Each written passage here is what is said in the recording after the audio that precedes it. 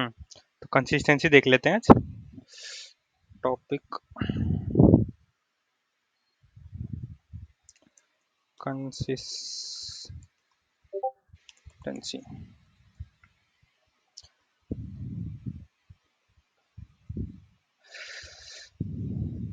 तो सबसे पहले ना कंसिस्टेंसी का मीन्स एक बेसिक वर्जन देख लेते हैं कि क्या क्या समझते क्या हो। ये जो हमने एसिड प्रॉपर्टीज पढ़ी, उससे कंसिस्टेंसी का मतलब क्या समझते हो आप?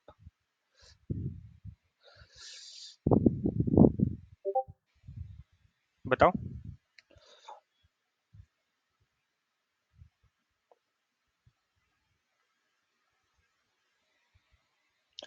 कल आइसोलेशन पढ़ा था। हम जो भी ट्रांजैक्शन का रूल्स है वो सब फॉलो करना चाहिए। ठीक है, ठीक है, करेक्ट।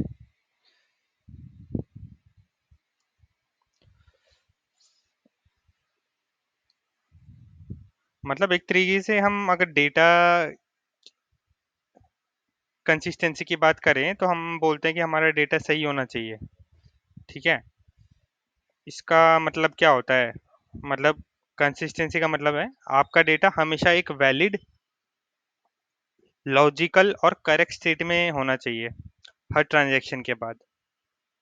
ठीक है। इसको लिखते हैं, शॉर्ट में लिख देते हैं भाई। आपका डेटा हमेशा एक वैलिड, लॉजिकल और करेक्ट स्टेट में होना चाहिए। ठीक है। कब? हर ट्रांजैक्शन के बाद। ट्रांजैक्शन के बाद। ठीक है। इसका मतलब क्या है? अगर ट्रांजैक्शन सक्सेसफुल होता है तो डेटा रूल्स के अकॉर्डिंग होना चाहिए। ठीक है। हम कुछ रूल्स डिफाइन करते हैं कि हमारा डेटा किस टाइप का रहेगा, किस टाइप की वैल्यूज रहेगी, इससे कम रहेगा कि नहीं रहेगा, वो सब। कोई भी गलत या इलॉजिकल वैल्यू एंटर नहीं होनी चाहिए। जो कंस्ट्रेंट्स हमने अपने डीबी में डिफाइन किए हैं ना, वो भी ब्रेक नहीं होने चाहिए। अभी एक एग्जांपल की बात करें, समझ लो तुम किसी कंपनी में हो, ठीक है, और एचआर वाले थोड़े से काम कर रहे हो जिसमें तुम एम्प्लॉय की मंथली सैलरी, उनका नाम और टोटल सैलरी स्टोर कर रहे हो। ठीक है। तो तुम्हारे पास क्या है? एक कॉलम है, कॉलम ए, कॉलम बी और कॉलम सी। ठीक है। पहले वाले कॉलम में तुम स्टोर कर रहे हो, आप स्टोर कर रहे हो एम्प्लॉय का नाम, एम्प्लॉय नेम। ठीक है। दूसरे वाले में आप स्टोर कर रहे हो मंथली सैलरी, सैलरी।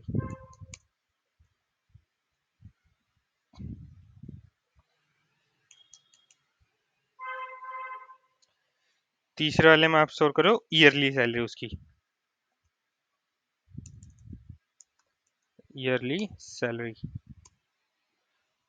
ठीक है। अभी समझो, अगर किसी ने गलती से मंथली सैलरी कॉलम में, भाई सैलरी जो होती है हम तो हमें पता है ना नंबर्स में होती है, भले वो ईयरली हो या फिर मंथली हो। फॉर एग्जांपल समझ लो गलती से किसी ने, या फिर गलती से डेटा कुछ आपका ऐसा चला गया। वैसे तो हमने टाइप दे रखा है इसका क्या होता है, नंबर हो, डबल हो, जो भी है। ठीक है। डबल नहीं मतलब जो भी लिखते हैं वो कैसे भी ले सकते हो। जस्ट कंसेप्ट ये समझना है, अगर हम बोलते हैं कि सैलरी की बात कर रहे हैं और हमने कोई यहाँ पे वैल्यू डाल दी, जैसे समझ लो ये वाला पार्ट डाल दी, ये स्ट्रिंग डाल दिया हमने। स्ट्रिंग मतलब कि कोई एबीसी डाल दिया या फिर किसी का नाम डाल दिया, तो इससे कॉलम सी जो वैल्यू कर रही है ना, मीन्स बताता हूँ, ये जो वैल्यू लिखी हुई है यहाँ पे, कॉलम सी में वैल्यू क्या है? मंथली सैलरी, मतलब कि सी में वैल्यू है बी इंटू 12। ठीक है, इसका मतलब कॉलम बी में जो भी वैल्यू है ना इंटू 12।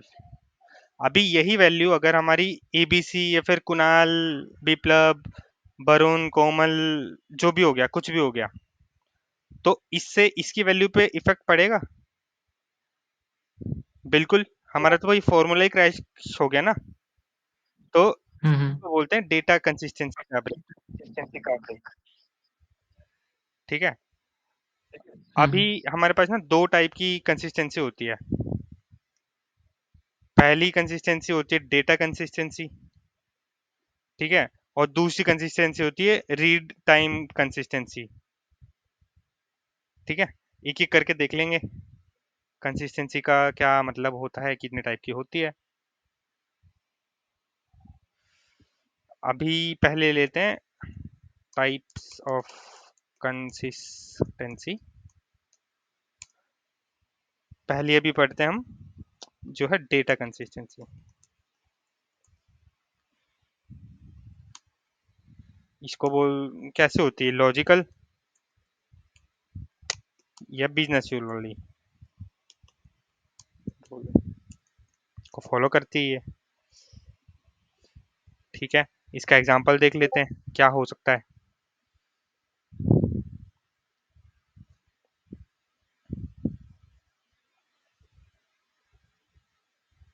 ये डेटा के अंदर हर चीज एक दूसरे से लॉजिकली लिंक्ड रहती है और सही भी होनी चाहिए। मीन्स फॉर एग्जांपल जैसे मैंने बताया कॉलम सी में जो वैल्यू है वो कॉलम बी के अकॉर्डिंग है।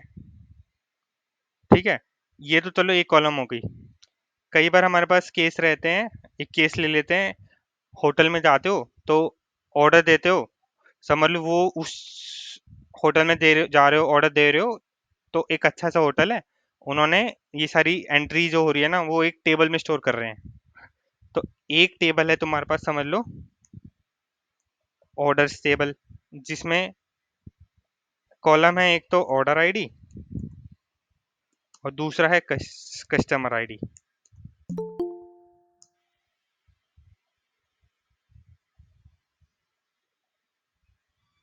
ग्रेट।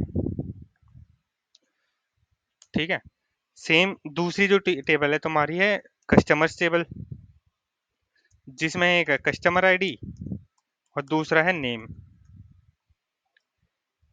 ठीक है, अभी इस एग्जांपल को देखो, अगर कोई ऑर्डर क्रिएट हो गया, इसका मतलब समझ लो कोई ऑर्डर क्रिएट हो गया है और ये जो कस्टमर आईडी वैल्यू है ना इसमें कोई भी चली गई एक्स वाई जेड, समझ लो 999 चली गई, जो भी है। एक ऑर्डर टेबल में तो डेटा चला गया और कस्टमर आईडी है 999। ठीक है, लेकिन हुआ क्या, आपकी जो कस्टमर टेबल है ना इसमें कोई 999 वाला कस्टमर एग्जिस्ट ही नहीं करता है। समझे कि भाई इसमें तो 999 करके एक कस्टमर आईडी चली गई कोई, लेकिन वही कस्टमर आईडी कस्टमर टेबल में तो एग्जिस्ट ही नहीं कर रही है। तो ये क्या हो गया, इस टाइप की चीज को बोल देते हैं हम डेटा इनकंसिस्टेंसी। हाँ वरुण बोलो। कुणाल, आई गेस अगर आप ना उसको थोड़ा और विजुअली बताओगे तो और ज़्यादा बेटर तरीके से क्लियर होगा।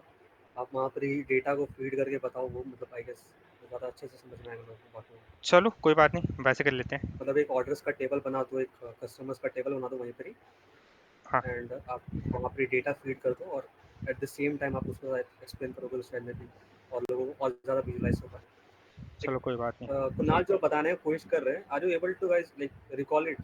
समझ में आ रहा है सारी चीज़ें, मतलब डेटा कंसिस्टेंसी क्या हो रहा है ये एक्सेल वाली मतलब? शीट भी दिख रही है ना? ओके कुल। हाँ समझ में तो आ रहा है। नहीं, हाँ आ रहा है समझ। हाँ ठीक, समझ में तो आ रहा है। चलो हाँ, समझ आ रहा है तो ठीक है। अगर नहीं आया तो बता दो, मैं ड्रॉ कर दूंगा।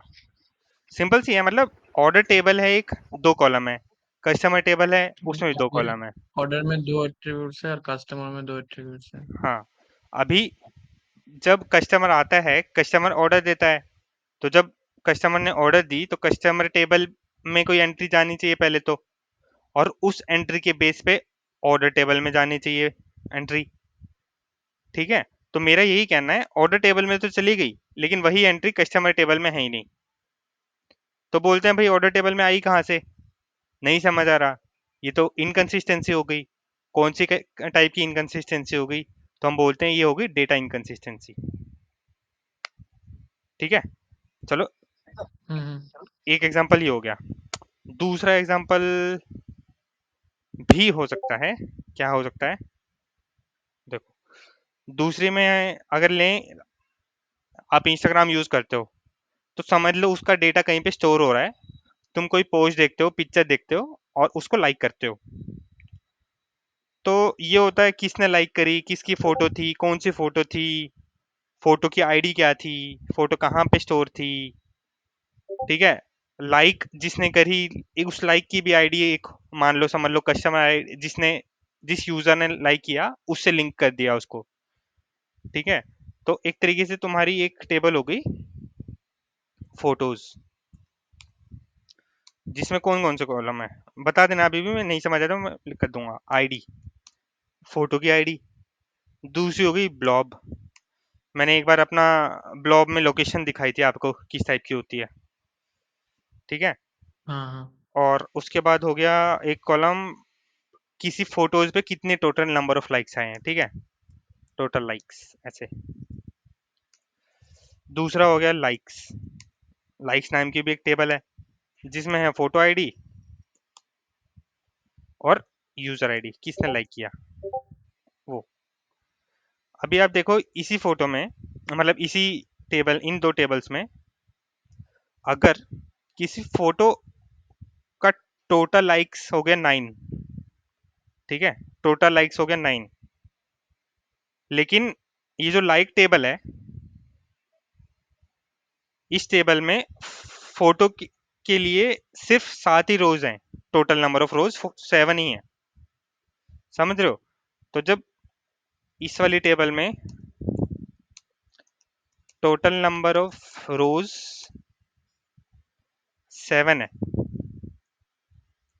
ठीक है, लेकिन तुम जब इस टेबल को देख रहे हो, इस टेबल में टोटल लाइक्स की वैल्यू है, the value of total likes is 9। तो वही हो गया, वही वाली बात हो गई ना भाई। जब लाइक्स टेबल में ही 7 वैल्यूज है, 7 रिकॉर्ड्स है, तो टोटल लाइक्स किसने कर दिए इतने, 2 लाइक्स किसने कर दिए, नहीं पता है, नहीं पता चल रहा है। So again, what kind of consistency is this? It's data inconsistency.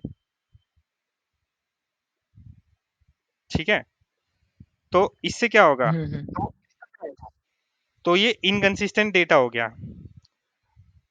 App गलत दिखाएगा, बिजनेस रिपोर्ट भी इससे, चलो इसी से समझ लो कोई रिपोर्ट बन रही है और इसी से कहीं पे शो हो रही है वैल्यू। इसका क्या मतलब हुआ कि भाई ऐप जो है तुम्हारा गलत वैल्यू दिखा रहा है। ठीक है, और कोई रिपोर्ट अगर जनरेट होगी, किसी टाइप का डेटा जनरेट हो रहा होगा, तो वो भी गलत डेटा जनरेट होगा। ठीक है, सिंपल बस ये है। ये पढ़ लिया हमने एक टाइप की कंसिस्टेंसी। दूसरी टाइप की भी पढ़ लेते हैं।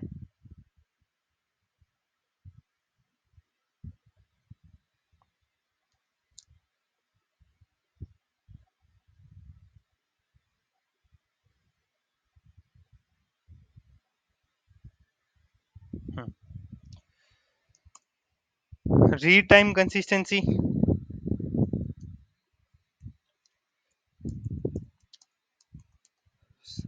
किस क्या क्या समझ आ रहा है इसको देख के, मतलब क्या लग रहा है, क्या हो सकता है? अंशुमन, विप्लव, कोमल। हाँ ये हो सकता है कि डाटा है पर रीडिंग की टाइम कुछ इनकंसिस्टेंसी आ रहा है, कंसिस्टेंसी आ रहा है। ठीक जैसे है, कि कुछ डाटा मिस हो रहा है रीडिंग की टाइम। तो वह मतलब मुझे अभी समझ रहे हैं कि बस रीडिंग के टाइम ही इनकंसिस्टेंसी आ रहा है बस। ठीक है।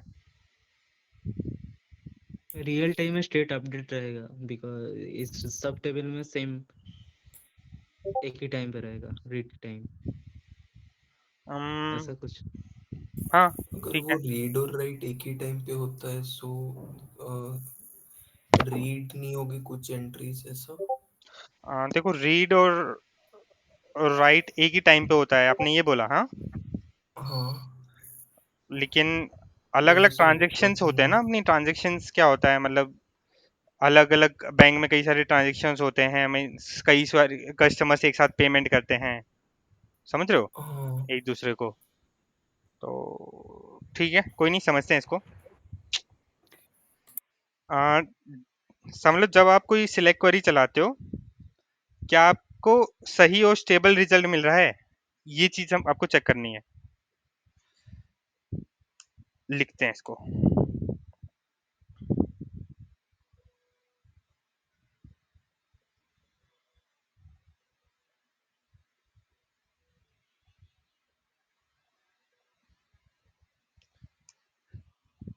क्या लिखना है, जब आप कोई सिलेक्ट क्वेरी चलाते हो, क्या आपको सही और स्टेबल रिजल्ट मिल रहा है, इस चीज पे ध्यान देना है। मतलब क्या उस टाइम कोई दूसरा ट्रांजैक्शन उसी डेटा को अपडेट, इंसर्ट या फिर डिलीट तो नहीं कर रहा, ये चीज भी देखनी है। क्या उस टाइम कोई दूसरा ट्रांजैक्शन उसी डेटा को update, insert, delete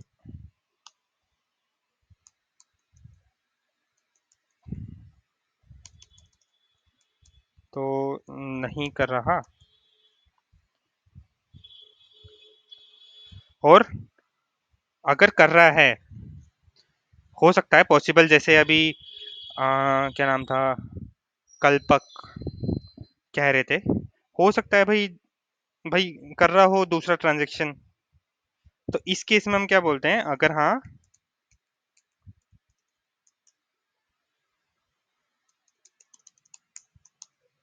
if yes, तो क्या, तो जो डेटा तुम देख रहे हो वो कंसिस्टेंट स्नैपशॉट नहीं है। स्नैपशॉट क्या होता है, एक पर्टिकुलर टाइम पे कोई डेटा, ठीक है, कोई वीडियो देखते हो तो उसको आप टाइम स्टैम्प की बात करते हो, ठीक है, उस मोमेंट पे क्या हो रहा है उसको आप उस टाइप से समझ सकते हो कि भाई जिस टाइम पे तुमने देखा उस टाइम उसकी वैल्यू क्या है, क्या चीज हो रही है। इफ यस, कहाँ टाइप हो रहा है,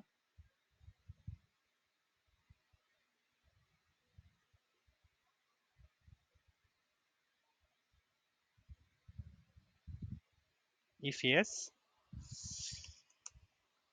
तो जो डेटा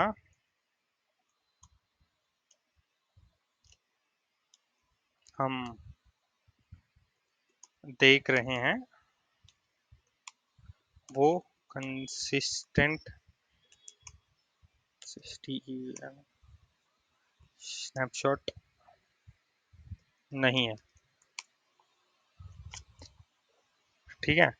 मतलब ये type of consistency majorly isolation level से कंट्रोल होती है।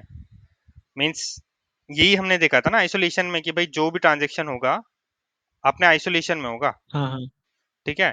और हमने हम्म। कोशिश करी थी, एनोमलीज देखी थी कि रीड एनोमलीज उससे लिंक कर सकते हैं इसको, डाटा रीड्स।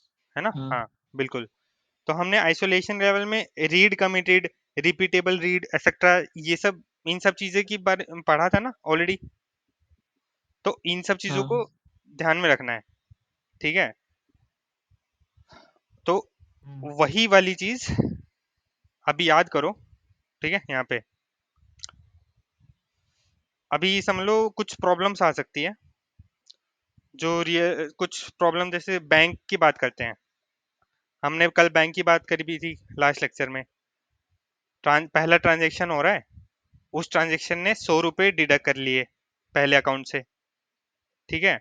और ट्रांजेक्शन जो दूसरा ट्रांजेक्शन है ने अभी तक अकाउंट, लिखता हूँ समझ आएगा।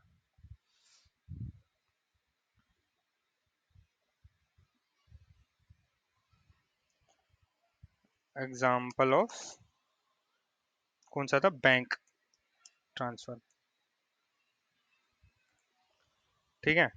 इसमें देखो ट्रांजैक्शन ए है, ट्रांजैक्शन ए ने 100 रुपये डिडक्ट किए, समझ लो अकाउंट ए से, अकाउंट 1 से। और ट्रांजैक्शन बी ने अभी तक अकाउंट 2 में 100 रुपये ऐड नहीं किए, ठीक है। इससे क्या होगा, सिस्टम क्रैश। मीन्स पैसे हवा में गायब हो गए क्या, ना सेंडर के पास पैसे हैं ना रिसीवर के पास।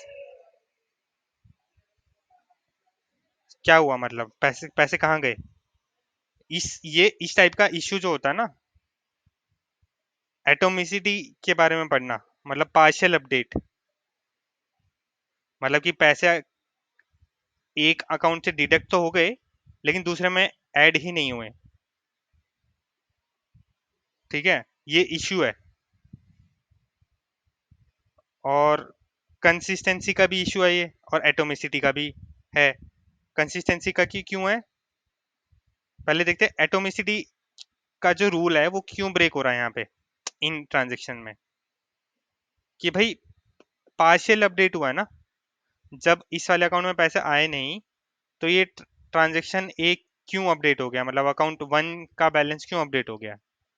दिस ब्रेक्स एटोमिसिटी वाला पार्ट, ठीक है। दूसरा कंसिस्टेंसी वाला भी, कि भाई कंसिस्टेंसी भी नहीं है, रूल ब्रेक हो गए हैं अपने। चलो दूसरा एग्जांपल देखते हैं, नहीं थोड़ा वैसे लग रहा है तो दूसरे से समझ आ जाएगा शायद।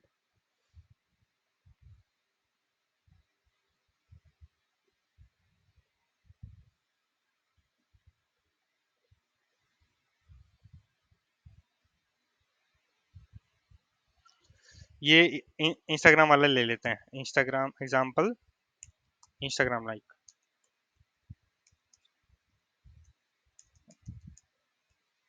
लाइक वाला।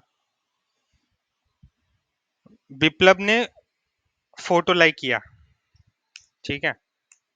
यहाँ लिख देते हैं विप्लव ने फोटो लाइक किया। फिर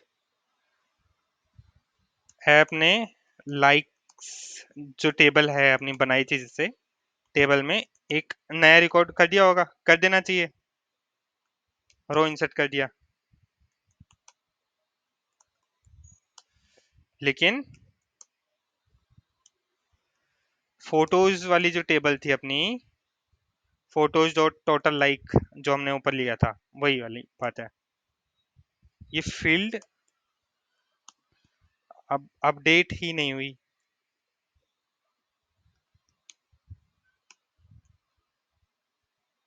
ठीक है। इसका मतलब क्या है, हम्म। अब तुम्हारे ऐप में दिख रहा है 8 लाइक्स, लेकिन एक्चुअल में 9 लाइक्स हो गए हैं। पहले हम्म। 8 थे, विप्लव ने लाइक किया, लेकिन हम्म। भाई वो दिख ही नहीं रहा, लेकिन विप्लव ने तो लाइक कर दिया। अभी वो वाली चीज होती है ना कि भाई चल यार मेरे पोस्ट को लाइक कर दे। अभी जिसने बोला कि मेरे पोस्ट को लाइक कर दे, उसको तो पता चल रहा है कि मेरे 4 दोस्तों ने या फिर मेरे 10 दोस्तों ने मुझे बोला कि मैंने तेरी फोटो लाइक कर दी, लेकिन पोस्ट पे जब जाके देख रहा है वो बोलता है यार ये तो 9 ही लाइक्स है और 10 लोग बोल रहे हैं कि मैंने भी कर दी, मैंने भी कर दी। इसका मतलब कोई तो झूठ बोल रहा है, या तो फिर अगर सब सच बोल रहे हैं तो डेटा इनकंसिस्टेंट है, तो इससे ट्रस्ट Consistent, ब्रेक हो गया। हाँ ठीक है, इस लेवल को डेटा कंसिस्टेंसी का इशू बोलते हैं दोबारा। अभी क्लियर समझ आई होगा, मैं 2 बार इंस्टाग्राम वाला एग्जांपल ले लिया है। अभी ना हम्म ये बात करते हैं कि कंसिस्टेंसी इंपॉर्टेंट क्यों होती है। अगर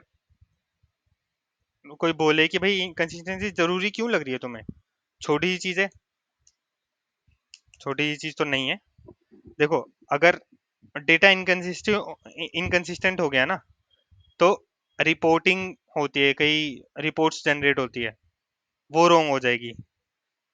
जो डेटा दिख रहे हैं वो है ही नहीं। ठीक है, एक्चुअल डेटा कुछ हो रहा है लेकिन रियलिटी कुछ हो रहा है, रिपोर्ट गलत जनरेट हो रही है तुम्हारी। अभी इन्हीं सब चीज को लेके बिजनेस डिसीजंस भी मैटर करते हैं। तो भाई जब डेटा शोर करेक्ट नहीं हो रहा तो बिजनेस डिसीजन तो गलत हो ही जाएंगे, है ना। दूसरी चीज है, यूजर का ट्रस्ट भी चला जाएगा। अभी समझ लो सारे यंगस्टर सभी इंस्टाग्राम यूज करते हैं, जब उनको पता चलेगा यार इंस्टाग्राम में तो सही नहीं आता कुछ भी, तो उनका ट्रस्ट ब्रेक हो जाएगा, फिर वो और किसी प्लेटफॉर्म पे शिफ्ट हो जाएंगे इंस्टाग्राम जैसे। हम्म ठीक है, तो आपका अगर कोई नया सिस्टम है, नया आप एप्लीकेशन बना रहे हो, तो डेटा कंसिस्टेंसी पे ध्यान देना इसलिए जरूरी है।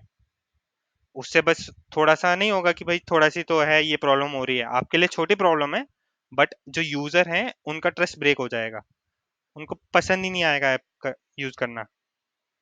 ठीक है, अगर ये किसी क्रिटिकल इंडस्ट्री में हो, मतलब क्रिटिकल इंडस्ट्री मतलब समझ रहे हो, ये समझ लो ये स्टॉक्स वाले एप्स वगैरह आते हैं, या फिर कोई मेडिकल चीजें, लॉजिस्टिकल जैसे कुछ एप्लीकेशंस होते हैं, वहां पे भी डेटा जरूरी हम्म होता है, मेडिकल चीजें, फाइनेंशियल वाली चीजें, या कोई एनालिटिकल टूल्स।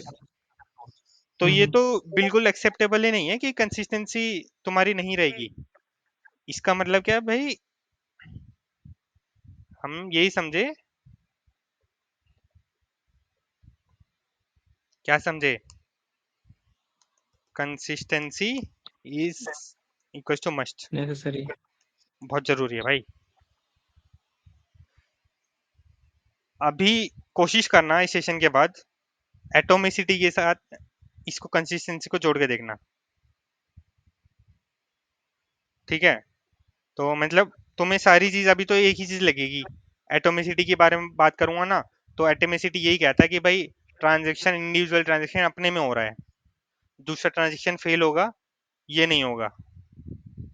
ठीक है, तो मीन्स पूरा का पूरा ट्रांजेक्शन एक साथ होता है, पार्शियल चेंजेस नहीं होते। ठीक है, आइसोलेशन का भी हमने देखा था, दूसरे ट्रांजेक्शन का इम्पैक्ट आइसोलेट है भाई, जिससे कंसिस्टेंट हम्म रिजल्ट हमें मिल जाता है। ठीक है, हम्म ड्यूरेबिलिटी भी यही होती है भाई कि अगर सिस्टम क्रैश होने के बाद भी लास्ट कंसिस्टेंट स्टेट में वापस चले जाएं। ड्यूरेबिलिटी वाला हो सकता है नहीं समझ आया अभी, आ जाएगा लेकिन आगे। ठीक है, तो इसका मतलब तुम्हें यही पता चला कंसिस्टेंसी अकेला नहीं लगता, मतलब तुम्हें लग रहा होगा कंसिस्टेंसी किसी ट्रांजेक्शन में अकेला कहीं पे यूज होने वाला, ऐसा नहीं है।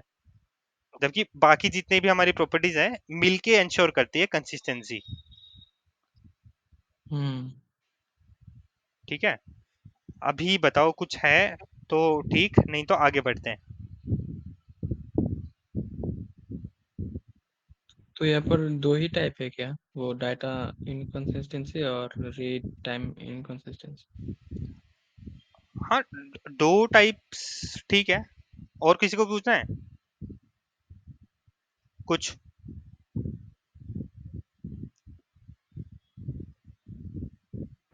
नहीं मतलब अराजीत, जरूरत नहीं है तो सौरभ, बाकी सबको समझ में आ रहा है? आयुष, कोमल, हाँ हाँ आ रहा है आ रहा है। आ रहा ठीक है, है? ग्रेट। आ रहा क्वेश्चंस भी होंगे अभी बीचों बीच में, है ना, तो उसके ठीक लिए है, भी रेडी रहें। तो देखो, दो टाइप की कंसिस्टेंसी वैसे तो नहीं होती, क्योंकि कंसिस्टेंसी के मल्टीपल लेयर्स होते हैं। ठीक है, और अगर इंटरप्रिटेट ही करना है तो डिपेंड करता है मतलब कि किस चीज़ के बारे में बात करते हैं हम। तो अगर एसिड की कंसिस्टेंसी की बात कर रहे हैं ना, तो यही है 2 टाइप की। लेकिन बाकी अगर बोले तो डिस्ट्रीब्यूटेड सिस्टम कंसिस्टेंसी भी होता है, ठीक है। और लेयर की बात करें, एप्लीकेशन लेयर की बात करें, तो वहाँ पे भी कंसिस्टेंसी की बात हो जाती है, ठीक है। तो अभी एसिड प्रॉपर्टीज पढ़ रहे हैं, तो अभी के लिए ये सही है, ओके ओके। ठीक है। इतना ध्यान में रखो, हम्म ज़्यादा चीज़ पढ़ेंगे ना तो टाइम आने पे पढ़ लेंगे, हम्म। ठीक है। ये हो गया, ठीक है। और 13 हो गया, 737 हो गया। हम्म, हो जाएगा।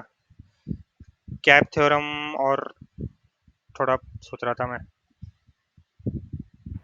आई गेस कुणाल हाँ कैप थ्योरम थोड़ा मतलब बड़ा हो जाएगा अभी के लिए, हाँ वही, अगर स्टार्ट बट कर दो तो वो इंट्रोडक्शन मिल जाएगा, तो बाद में भी वो कंप्लीट कर सकते हो, जस्ट इंट्रोडक्शन तो मिल जाए।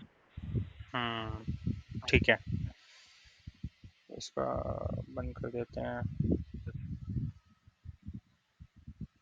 1 सेकेंड देना।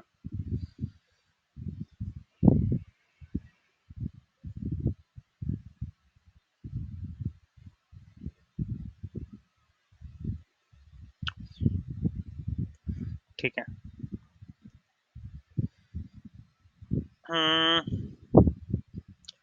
एक रियल वर्ल्ड अगर एग्जांपल लें, cap theorem,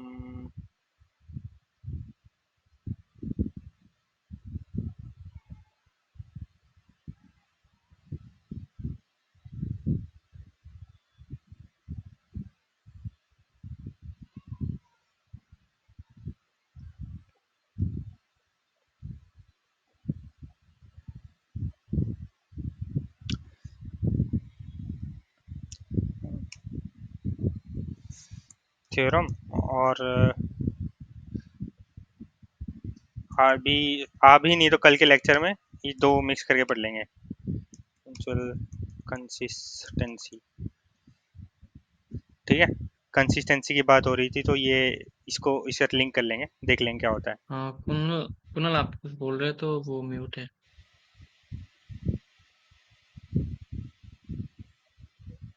okay sorry.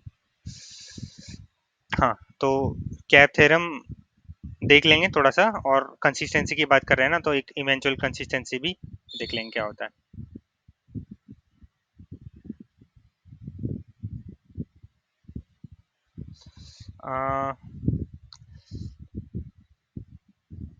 Imagine करो, ठीक है, यूट्यूब, इंस्टाग्राम या फिर कोई भी जहाँ बहुत सारा डेटा स्टोर होता है, दुनिया भर के मतलब भर का डेटा स्टोर होता है सर्वर पे, लेकिन वो डिस्ट्रीब्यूट होता है। मतलब जितने भी बहुत दुनिया भर का है, मतलब समझ लो इंस्टाग्राम हो गया, यूट्यूब हो गया, इन प्लेटफॉर्म पे ना बहुत पूरे वर्ल्ड का डेटा स्टोर होता है और डिस्ट्रीब्यूट होता है। किसी ने इंडिया से वीडियो अपलोड किया, और कोई या यूएस से या फिर कहीं और से उसको देख रहा है, उस वीडियो को देख रहा है, ठीक है। अब बताओ, जब डेटा चेंज होता है तब लाइक काउंट, सब्सक्राइबर काउंट, क्या सब जगह एक ही टाइम पे सेम डेटा शो करना चाहिए हमें? इस पे आते हैं, बताओ। हम्म। हाँ करना हाँ चाहिए। करना चाहिए। मतलब रिक्वायरमेंट तो यही है, हम्म। लेकिन तुम यही चाहोगे कि भाई जैसी एक जगह लाइक हुआ तो सब जगह पे एक साथ शो होने लग जाए, ठीक है। लेकिन हम्म। इससे ना क्या होगा, जब सब जगह पे same consistent data instantly update करना चाहोगे ना, तो इससे ऐप स्लो हो जाएगा, क्योंकि सारे सर्वर्स को सिंक भी तो करना पड़ेगा। मीन्स हमने ये हम्म। तो पढ़ा था ना इनिशियली, जब हम देख रहे थे कोई अगर यूएस में बैठा हुआ है और वही डेटा पहले तो सर्वर्स पे भी अलग अलग जाता है, ठीक है। तो अगर यूएस में कोई बैठा है तो इंडिया वाले सर्वर से फेच तो नहीं करेगा, यूएस के नज़दीक जो है या फिर कनाडा के नज़दीक जो है वो वहाँ से फेच करेगा। तो सर्वर्स को आपस में सिंक भी तो करना है। तो देखो अगर सिंक करना पड़ेगा तो स्लो हो जाएगा थोड़ा सा प्रोसेस, या फिर ऐप क्रैश भी हो सकता है, मतलब कि भाई स्केलिंग ना होने की वजह से। ठीक है, तो यहीं से इसी सिचुएशन को माइंड में रखना है और कैप थ्योरम यहाँ से पढ़ना शुरू करेंगे हम। हाँ, जो बोला अभी मैंने, do you want me to write? चलो नोट्स पढ़ोगे? हाँ तो हाँ क्या? बाद में तब याद करने में इजी हो जाएगा, हाँ तो लिख लिख देता हूँ, दूंगा। है ना? ठीक है। हाँ, जब डेटा चेंज होता है, मतलब लाइक किस टाइप का डेटा, लाइक काउंट या फिर सब्सक्राइबर काउंट। ठीक है, तो मेरा ये क्वेश्चन है, क्या सब जगह एक ही टाइम, आगे गया यार,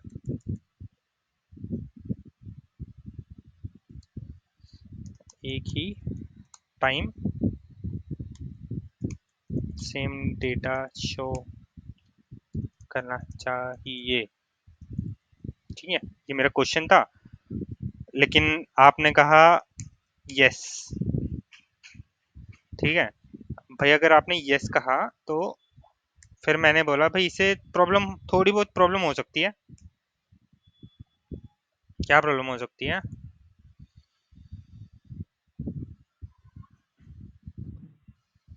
वो ऐप नहीं। स्लो हो जाएगा।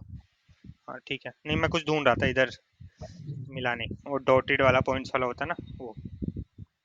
देखो,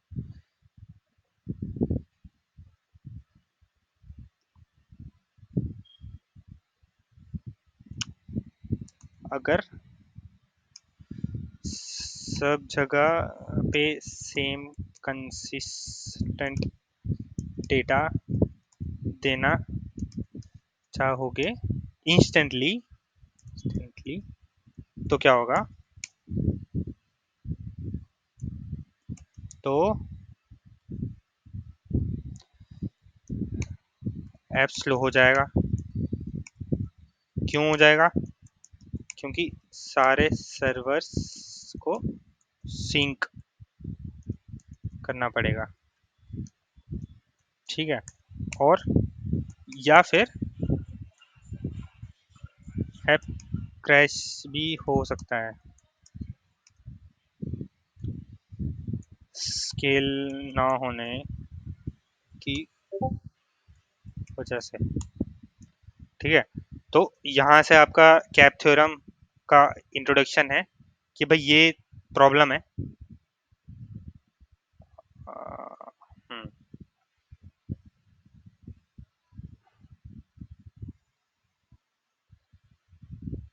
गुड़गांव से हैं आप में से कोई? गुड़गांव, दिल्ली, गुड़गांव,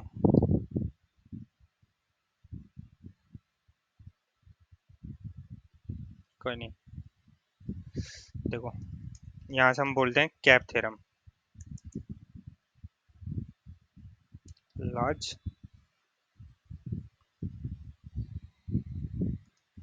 थ्योरम। ठीक है,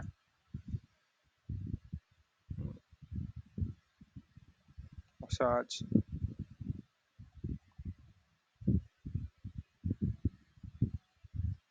मीडियम। अभी ना देखो, कैप थ्योरम क्या बोलता है, डिस्ट्रीब्यूटेड सिस्टम में आप तीन क्वालिटीज में से सिर्फ दो को गारंटी कर सकते हो एक टाइम पे। ये बोलता है डिस्ट्रीब्यूटेड सिस्टम में आप तीन में से, मतलब CAP, ये तीन क्वालिटीज बोल सकते हैं या प्रॉपर्टीज बोल सकते हैं, तीन में से, क्वालिटीज में से सिर्फ दो को ही गारंटी कर सकते हो।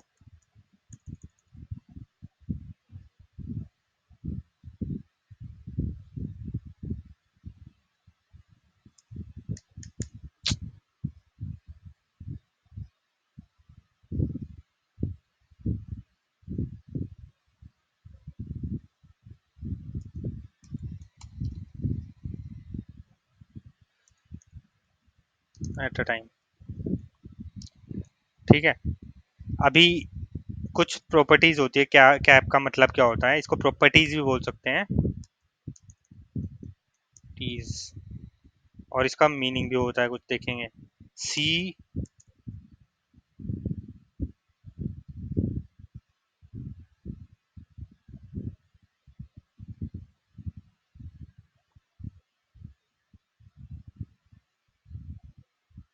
छोटा तो नहीं हो रहा था ज्यादा, सी मतलब कंसिस्टेंसी। इसका मतलब क्या होता है, हर यूजर को सेम दिखे, चाहे वो चाहे वो किसी भी सर्वर से रिक्वेस्ट भेजे।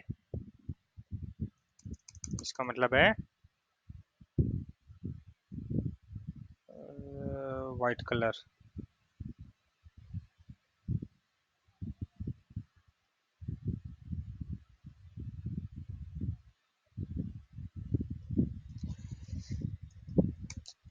हर यूजर को सेम डेटा दिखे, भले वो किसी भी सर्वर से रिक्वेस्ट करे,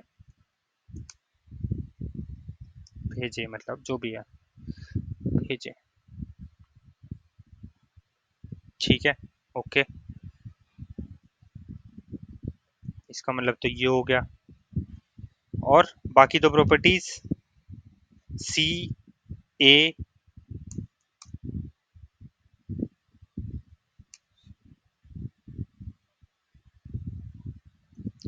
ये होता है अवेलेबिलिटी। किसने थोड़ा बहुत पढ़ा है कैप थ्योरम कभी? हाँ, ठीक है, तो क्या होता ऐसे है ही बस अवेलेबिलिटी? नाम। हम्म, वही कि डाटा अवेलेबल है कि नहीं, मीन्स हाँ। हर एक रीड और राइट रिक्वेस्ट में हम्म। मतलब कुछ तो रेस्पॉन्स आना चाहिए। सिस्टम कुछ ना कुछ, जैसे कि एरर भी है तो एरर भी दे दे। हाँ बिल्कुल, तो मतलब वही सिस्टम हमेशा सक्सेस रेस्पॉन्सिव कैसे होना होता है। चाहिए, मतलब भले ही हर रिक्वेस्ट का रेस्पॉन्स आए, मतलब भले ही वो बहुत पुराना डेटा क्यों ना हो, भले ही नया डेटा क्यों ना हो, हर डेटा का रेस्पॉन्स आना चाहिए, भले ही हमें आ जाए नो डेटा फाउंड। अरे यार 27, ठीक है 10 मिनट देख लेते हैं, लिख देता हूँ। सिस्टम हमेशा रेस्पॉन्सिव हो, हर रिक्वेस्ट का रेस्पॉन्स आए। इसका मतलब कब भी आए, भले ओल्ड वैल्यू हो। ठीक है, तो ओल्ड वैल्यू का आ जाएगा, नहीं होता भाई, डेटा नहीं है अपने पास। तीसरा वाला C A P, what is P?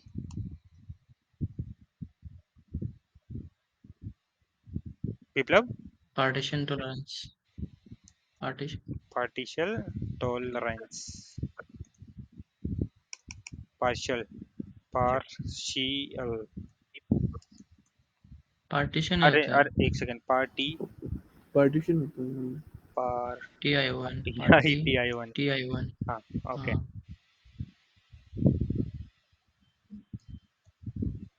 ठीक है। ये क्या क्या बोलता है, अगर नेटवर्क फेल हो, मतलब समझ गया, समझ लो नेटवर्क फेल हो गया, सर्वे सर्वर हम्म ए और सर्वर बी का लिंक ब्रोकन हो गया, लेकिन ये बोलता है फिर भी हम्म सिस्टम चलना चाहिए। हमने इसी टाइप की चीज ऑलरेडी पढ़ चुकी है, बट उसको बस मन में ही रखो अभी तो। फेल हो गया मतलब सर्वर ए है तुम्हारा और सर्वर बी है, इन दोनों का लिंक तो हो गया, टूट गया, ब्रोकन, ठीक है। लेकिन भाई हमें चाहिए फिर भी सिस्टम चले, चले,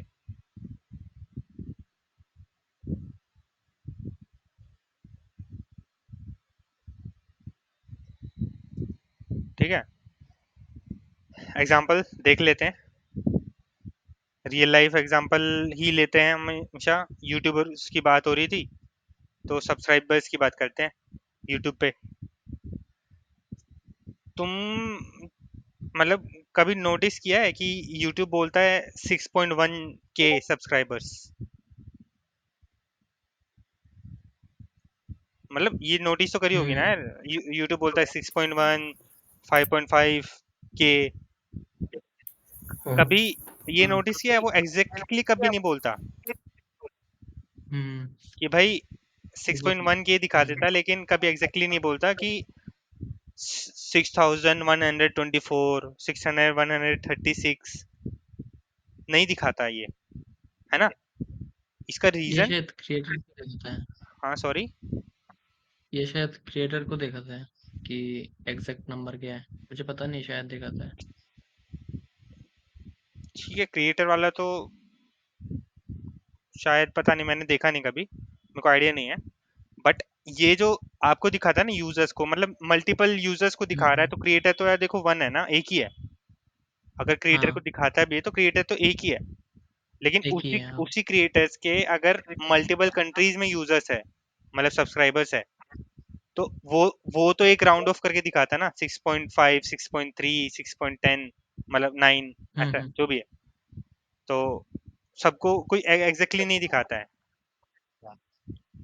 ठीक है, hmm because hmm they don't want to sacrifice on their performance और availability, so they choose availability plus party, ये partial tolerance, availability plus partial tolerance, but partition. वो थोड़ा सा कंसिस्टेंसी के साथ कॉम्प्रोमाइज कर लेते हैं, हम्म ठीक है। एग्जाम्पल सिंपल है ना एकदम, कि यूट्यूबर्स पे यूट्यूब के सब्सक्राइबर्स एकदम एग्जैक्टली नहीं दिखते हैं। हम्म इसका मतलब यूट्यूब क्या बोलता है, मैं तुम्हें थोड़ा पुराना डेटा दिखा दूंगा, लेकिन दिखाऊंगा जरूर, और फास्ट भी दिखाऊंगा, समझे। तो हम्म वो तुम्हें राउंड ऑफ करके दिखा रहा है थोड़ा, ऐसे दिखा रहा है, लेकिन ऐसा नहीं होता है, कई बार लोडिंग लोडिंग करके देखा है सब्सक्राइबर्स काउंट पे गोल गोल घूम रहा है। ऐसा पता नहीं, मैंने नहीं तो नहीं आता, देखा। नहीं आता वो, ठीक है, नो किसी ने देखा हो तो आप बताओ कि भाई सब्सक्राइबर्स जो है, सब्सक्राइबर काउंट वहां पे गोल गोल करके आ रहा है, इसका मतलब लोड हो रहा नहीं नहीं आता है ना। नहीं आता हाँ तो वो यही नहीं है, आता ऐसे भी। जस्ट काउंट होता है जस्ट हाँ एक एक बिल्कुल, करके और वो भी दिखाता है राउंड ऑफ टाइप में होता है, एकदम एग्जैक्ट नहीं होता। हम्म तो वही है, हम्म। बट पार्शियल टॉलरेंस और अवेलेबिलिटी, कंसिस्टेंसी बोल रहा है कि यार दिखा दूंगा, लेकिन थोड़ा लेट से दिखाऊंगा, लेकिन दिखाऊंगा जरूर, ठीक है। मतलब वो हो सकता है कुछ टाइम बाद वो दिखाए सीधा 6.1 से हो गए इतने। इवन आप जो हॉटस्टार वगैरह यूज करते हो ना, कभी मैच देख रहे होते हो, तो एक एक यूजर काउंट नहीं दिखाता वो, ठीक है, कि अभी इतने हो गए, इतने हो गए, इतने हो गए, इतने हो गए, एक एक करके नहीं बढ़ाता। वो सीधा 2.5 करोड़ वॉचिंग या मिलियंस वॉचिंग से हो जाता है, वो सीधा 4.8, ऐसे से जंप करता रहता है। एक दिन मैं पापा के साथ ऐसे बैठा था, सो पापा को लगा था ये सारा डेटा ना जियो हॉटस्टार अपने मन से दिखाता है, इतने लोग देखते नहीं है मैच, कोई मैच चल रहा था आईपीएल का शायद, हाँ, तब पापा बोल रहे थे ये तो अपने मन से दिखा रहा है कुछ भी। तो पापा बोलते एकदम हम्म ऐसे से क्यों बढ़ रहे हैं झटके से, जो भी है, ठीक है। मीन्स पापा इज नॉन टेक्निकल ना, तो नहीं समझ आ रहा, तो उनको लग रहा है कि हम्म भाई उनको नहीं पता कैसे काम करता है, ये तो मन उनको से लगता है दिखा कि रहा है। हाँ कुछ भी दिखा रहा है भाई अपने सिस्टम में से ऐसी नकली। तो इसी पार्ट से इवेंचुअल कंसिस्टेंसी के ऊपर आते हैं हम, ठीक है। इवेंचुअल कंसिस्टेंसी इवेंचुअल से समझो, आपको इमीडिएट कंसिस्टेंट व्यू नहीं मिलेगा, बट इवेंचुअली सब सर्वर्स सिंक हो जाएंगे। बहुत इजी है ना, मतलब इसी एग्जांपल मेरे को लग रहा है ये बेस्ट एग्जांपल है समझने का। दोबारा बोल रहा हूँ, आपको इमीडिएटली कंसिस्टेंट व्यू नहीं मिलेगा, but eventually system will eventually सब सर्वर्स सिंक हो जाएंगे, मतलब अपडेट हो जाएंगे। एग्जांपल दोबारा समझ लो, तुम्हारे वीडियो 100 व्यूज हो गए, तुम इंडिया से देख रहे हो 100 व्यूज दिख रहे हैं, यूएस से देख रहे हो तो उधर 97 व्यूज दिख रहे हैं, कहीं जापान जर्मनी वगैरह से देख रहे हो तो उधर के यूजर्स को दिख रहे हैं 101 व्यूज दिख रहे हैं, हो गए हैं। ये चीज एक्सेप्टेबल है, सब व्यूज इवेंचुअली मैच हो जाएंगे, ठीक है। इवेंचुअल कब पे जाओगे ना, इवेंचुअली दिस विल हैपन, ठीक है। कुछ भी बोलते हैं कि भाई मतलब डेटाबेस में अपडेट हो जाएंगे हाँ, मेन। मतलब सिंक होने की बात है यार, बस एक हाँ हो सकता है थोड़ा टाइम लगे, लेकिन इवेंचुअली हो जाएगा, हम्म, तुम्हें सोचने की जरूरत नहीं है, वो टेंशन नहीं लेना है, ठीक है। अच्छा तो वही है, सब व्यूज इवेंचुअली मैच हो जाएंगे कुछ टाइम बाद, दिस इज इवेंचुअल कंसिस्टेंसी, ठीक है। अभी आप लोग बताओ, क्या ऐसे सिनेरियोज में एग्जैक्ट नंबर जरूरी होता है? मतलब कि इंस्टाग्राम लाइक्स की बात करें, यूट्यूब व्यूज की बात करें, ट्विटर की बात करें, तो फिर नंबर ऑफ रीट्वीट्स की बात करें, नहीं एग्जैक्टली तो नहीं चाहिए, पर बाद में अगर जरूरी हो नहीं है, जाए तो मतलब ठीक लास्ट में तो है। यूजर को पता होना चाहिए मेरे कितने लाइक्स आए, मेरे कितने व्यूज आए, मेरे कितने ट्वीट पे को रीट्वीट किया गया है, ठीक है। तो यूजर को थोड़ा अप्रोक्सीमेट चलता है, मेरे को आइडिया मिल रहा है, इतना इतना स्पीड इज मोर इम्पोर्टेंट, ठीक है। मतलब अदरवाइज इन सब चीजों पे ध्यान देने लग गए तो आपका पता है पूरा सिस्टम बाकी जो चीजें कर रहा है वो नहीं हो पाएगी, ठीक है। तो इतना जरूरी अप्रोक्सीमेटली कंसिस्टेंसी जरूर नहीं होती हमेशा, बट कहीं कहीं पे कहाँ जरूरी होती है कंसिस्टेंसी, बैंक ट्रांसफर्स। तो कैप थ्योरम यही कहता है ना कि भाई इन तीन में से दो प्रॉपर्टी हम गारंटी कर सकते हैं एक टाइम पे, हो सकता है तीसरी नहीं हो, तीसरी नहीं कह सकते। भाई अगर बैंक कहीं पे अगर ऐसी चीज आ गई कि हमें कंसिस्टेंसी जरूरी है, ये कितनी हो गई 21, ठीक है। कहीं पे अगर ऐसी चीज आ गई कि कंसिस्टेंसी जरूरी है, जैसे बैंक एप्लीकेशन हो गया, हमने देखा था इन्वेंट्री बेस्ड, लॉजिस्टिक बेस्ड, या फिर मेडिकल रिकॉर्ड्स जैसी चीजें हैं, वहां पे कंसिस्टेंसी जरूरी है, तो ठीक है हम कंसिस्टेंसी के साथ वहां पे अवेलेबिलिटी रखेंगे, या फिर कंसिस्टेंसी के साथ ये रखेंगे पी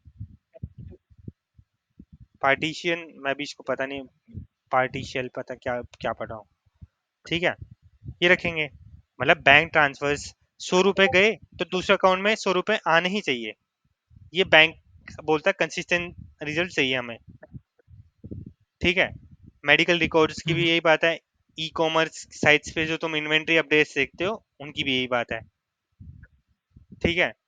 अदरवाइज ऐसा हो सकता है, ई कॉमर्स साइट्स को कंसिस्टेंसी की जरूरत क्यों पड़ती है?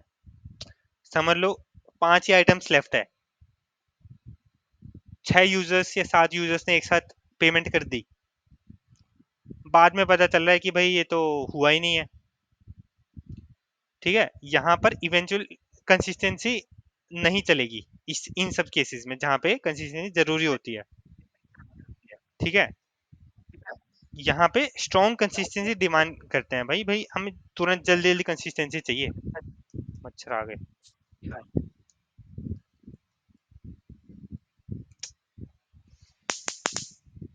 ठीक है। यहाँ पर हमें समझे, बहुत इजी एग्जांपल था ना। तो कैप थ्योरम यही बोलता है भाई, यूट्यूबर्स है, यूट्यूब पे हम बोलते हैं कि भाई अवेलेबिलिटी हो और पार्टीशन टॉलरेंस हो, अगर नेटवर्क फेल हो गया तो दूसरे सर्वर से लेके आ जाओ, पर सिस्टम चलते रहे, ये यूट्यूब बोलता है, ठीक है। अभी सेम ऐसे कहीं पे हो गई कि जैसे MongoDB तुम यूज कर रहे हो तो उसमें बाय डिफॉल्ट ये दोनों चीज होती है, ठीक है। कैसेंड्रा भी में भी ये चीज होती है, बाय डिफॉल्ट तो नहीं ये चीज कर सकते हो। अभी जैसे रिलेशनल डेटाबेस वगैरह हो गए ना, वहां पे पार्टीशन वगैरह तो होते नहीं है, तो वहां पे पार्टीशन नहीं होते तो फिर ये दोनों चीज हो जाएगी, ठीक है। सेम, ठीक है यही है। बट इसका मतलब समझे क्या, जो भी है इम्पोर्टेंट पार्ट ये है इवेंचुअल हाँ कंसिस्टेंसी हाँ का। Eventually everything is eventual consistent, ठीक है। थोड़ा हम्म सरकाज़म वे में बोल रहा हूँ, ठीक है। Eventually everything is eventual consistent, भाई इवेंचुअली हो जाएगा, तुम्हें दिक्कत देने की जरूरत नहीं, लेकिन हो जाएगा, ठीक है। यही यही ट्रूथ भी है एक। अगर आप वेट कर लो तो हर सिस्टम इवेंचुअल कंसिस्टेंट हो जाएगा, लेकिन आप बोल रहे हो कि आपको वेट नहीं करना है, सब कुछ स्पीड भी चाहिए, तो कंसिस्टेंसी पे थोड़ा करना पड़ेगा, तो तुम्हें अप्रोक्सीमेट वैल्यू दिखा सकते हो, ठीक है। हम्म तो अभी चलो थोड़ा सा और देख लेते हैं, खत्म ही कर लेते हैं। तो अभी मैं बोल रहा हूँ रिलेशनल डेटाबेस जो है, ठीक है। रिलेशनल डेटाबेस हमें प्रोवाइड कर, पार्टीशन तो होता नहीं है उधर, तो हमें ये प्रोवाइड कर सकता है रिलेशनल डेटाबेस, कंसिस्टेंसी और अवेलेबिलिटी। एक सेकंड, भैया का फोन आ रहा है, खाने वाले भैया का, होल्ड करो।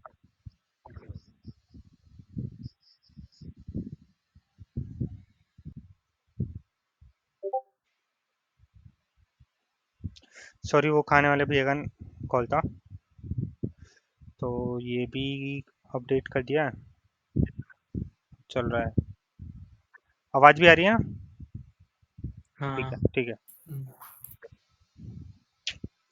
तो वही है, मैंने बोला कि रिलेशनल डेटाबेस जो है ना, हम उसमें ये चीज़ अचीव कर सकते हैं दोनों, भाई कंसिस्टेंसी भी ले सकते हैं और दूसरी भी, मतलब अवेलेबिलिटी भी। पार्टीशन तो है ही नहीं, तो सोच रहे हैं इसके बारे में। मतलब रिलेशनल डेटाबेस जो है ना, वो बहुत पहले डिजाइन करे गए थे, मतलब 1970s की बात है वो। हम्म और उस टाइम पे एक बिग सर्वर के लिए इन्होंने रिलेशनल डीबीज ये कर दिए थे, सीक्वल वगैरह जो भी है डिजाइन कर दिया था कि भाई बहुत बड़ा सर्वर ले लेंगे हम और काम चल जाएगा अपना। लेकिन अभी जैसे जैसे बात बढ़ी तो स्केल करना मुश्किल हो रहा है, होता है हमारा रिलेशनल डेटाबेस में, हम्म ठीक है। सो हम्म ये जो ना कंसिस्टेंसी तो कर लेता है, लेकिन इससे नए जो एप्लीकेशंस है ना अपने जो आ रहे हैं, जिसमें बहुत डेटा कंसिस्टेंटली चाहिए होता है हमें एकदम, उसमें वो स्लो हो जाते हैं। कंसिस्टेंट डेटा तो मिल जाता है लेकिन स्लो हो जाते हैं। इसलिए हम मॉडर्न सिस्टम में आजकल के जो नए नए हैं ना, इसलिए हम कैसेंड्रा, मोंगो डीबी या फिर डायनोमो डीबी के बारे में हमने सुना होगा, बड़ी बड़ी एप्लीकेशंस में ये यूज करते हैं। तो वहां पर ऐसा कुछ दिक्कत नहीं आता क्या कि आप फिर उनमें बस दो ही यूज नहीं कर सकते हैं? नहीं, क्योंकि वही वाली बात है ना, वो कंसिस्टेंसी, मतलब रिलेशनल डेटाबेस कंसिस्टेंसी पे फोकस करते हैं, क्योंकि उसमें पार्टीशन टॉलरेंस नहीं होता है। तो बाकी जो है अपने वो बोलते हैं ठीक है भाई, हो जाएगा, हम नो एसक्यूएल ले लेते हैं और इसमें हम स्केलेबिलिटी और परफॉर्मेंस में फोकस करेंगे। जैसे हम, मैंने यूट्यूब का एग्जांपल बताया, जैसे हमने होस्टार वगैरह की बात करी, तो तुम बोलोगे मुझे क्या चाहिए, स्पीड चाहिए या फिर एक्यूरेसी चाहिए, ये डेवलपर को सोचना है, हम्म ठीक है। अभी तुम बताओ, क्या तुम अपने सिस्टम में कंसिस्टेंसी सेक्रीफाइस करोगे परफॉर्मेंस के लिए? हाँ मतलब हाँ तो बोल दिया, लेकिन दिस डिपेंड रिक्वायरमेंट करता है तो ना, मतलब वही। किस टाइप की एप्लीकेशन है तुम्हारी। ई कॉमर्स है तो फिर कंसिस्टेंसी चाहिए, हाँ हाँ मतलब यूज केस पे डिपेंड करता है। तो अगर इंटरव्यू पूछे आपसे कि भाई कंसिस्टेंसी सेक्रीफाइस करोगे, तो आप बोल सकते हो भाई इट डिपेंड्स, भाई मैं किस एप्लीकेशन पे काम कर रहा हूँ। अगर सिस्टम क्रिटिकल डेटा हैंडल कर रहा है तो कंसिस्टेंसी इंपॉर्टेंट है, अगर एनालिटिक्स कल या फिर व्यू काउंट इन सब की बात है, जो इवेंचुअल सिस्टम चलेगा, मतलब ठीक है कुछ टाइम में सही, लेकिन हो जाएगा, उससे हमारी रिपोर्ट वगैरह जनरेट नहीं होने वाली गलत। ठीक है, तो ये था इवेंचुअल कंसिस्टेंसी वाला पार्ट, और थोड़ा सा कैप थ्योरम, मतलब एक बता दिया, ओवरव्यू दे दिया, इतना ही जरूरी है अभी के लिए। और ये जो अभी मैंने थोड़े नोट्स लिखे, क्वेश्चन वगैरह पूछे ना, बताए, वो मैं इसमें ऐड कर दूंगा, उसके बाद शेयर कर दूंगा मैं आपके साथ ग्रुप में। ठीक है, इसको कुछ क्वेश्चन है तो पूछो, नहीं तो मैं स्टॉप करता हूँ इसको, रिकॉर्डिंग एटलीस्ट कर दूं स्टॉप। अभी तो नहीं है क्वेश्चन। ठीक है, स्टॉप करता हूँ।